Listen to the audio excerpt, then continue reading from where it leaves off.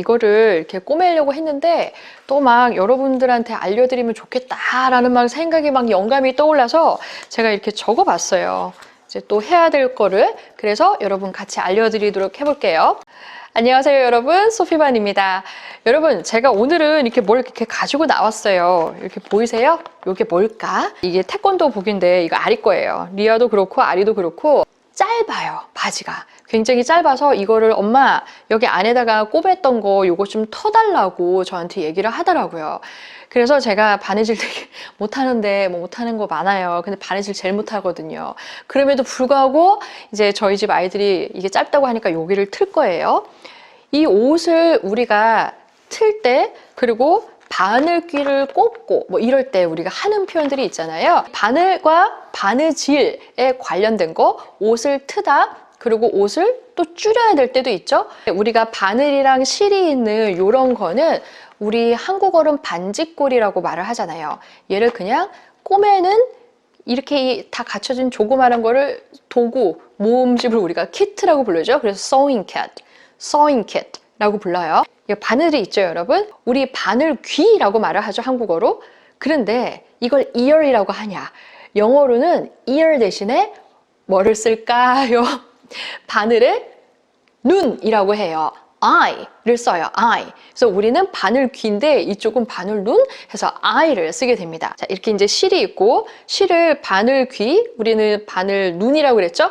여기다가 이렇게 넣는 이 행동을 우리가 뭐라고 할까요?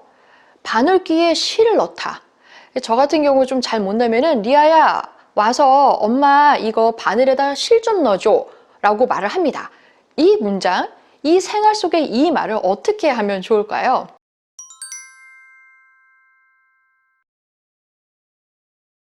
이 실이요, thread, 영어로 thread입니다. thread들을 명사로만 알고 계시지 말고 우리 유연하게 생각하자고 그랬죠?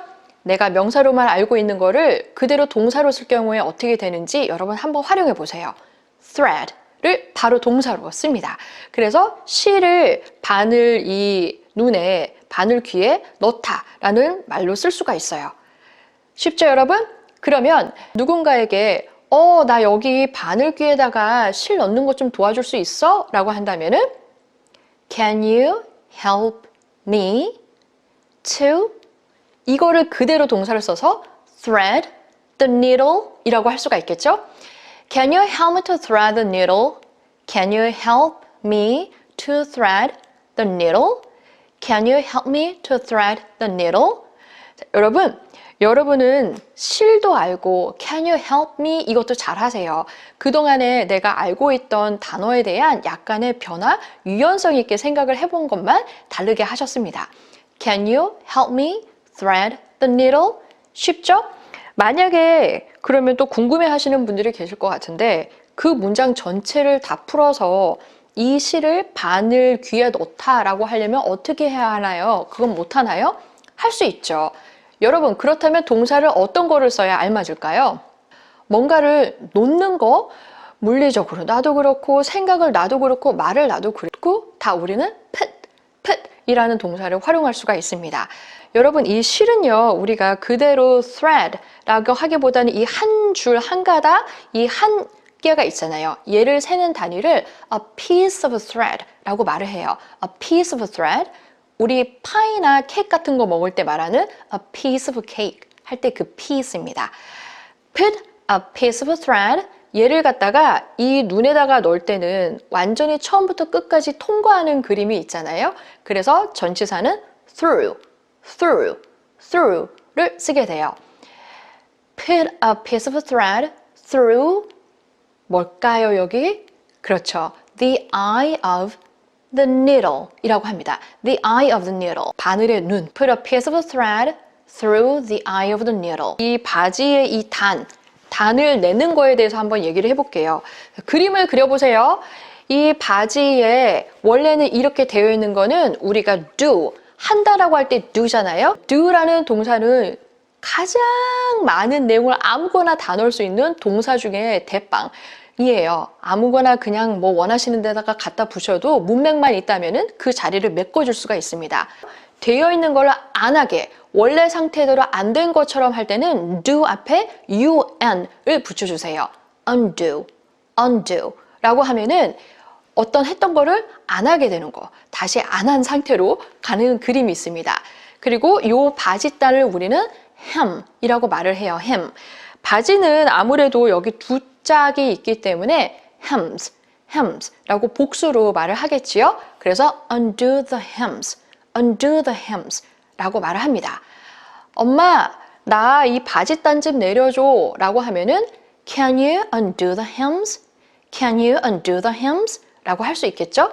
요거를 조금 더 구체적으로 말을 하자면 여기에 있는 거를 밑으로 떼서 내리는 거잖아요. 그래서 take down the hems 라고도 할 수 있어요. take down the hems, take down the hems. 그래지시죠? 반대로 다시 한번 접어서 길이가 너무 길다면 짧게 해야 하는 경우도 있잖아요. 그럴 때는 어떻게 말할 수 있을까요?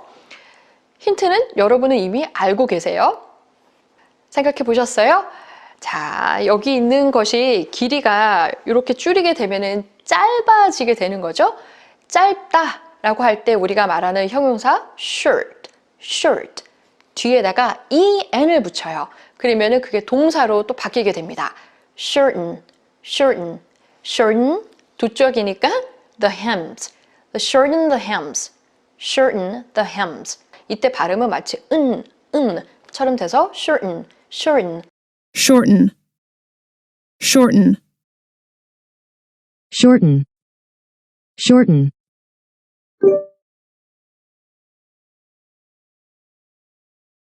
이번에는 이 허리춤이 있잖아요. 허리도 살이 쪄서 좀 낑긴다 싶으면 우리 이거 터야 합니다. 그쵸? 여기를 내줘야 하는데 그러면 얘는 뭐라고 해야 될까요? 이걸 터줘야 되는데 트다 라고 할 때에 그 트다라는 한국말에 맞추지 마시고요. 여러분 영어는 그림이다. 아시죠? 막혀져 있던 걸 뚫어줘야 돼요. 바깥으로 나오게 해야겠죠? 그래서 얘는 out 를 쓰게 돼요. out. 그래서 let it out. let 하고 요 부분에 우리 문맥이 있다면은 엄마 여기를 터줘 하면은 can you let it out? 이렇게 말할 수가 있어요. let it out. 반대로 이거를 허리가 너무 커졌다라고 하면 허리를 또 줄여야 되는 경우도 있잖아요. 그쵸? 여러분 줄이다. 얘는 길이를 줄이는 게 아니라서 shorten 이라고 하기가 힘들겠죠?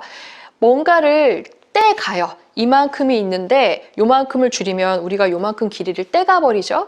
그러니까 뭔가를 가져가는 그림은 그렇죠. take입니다. take.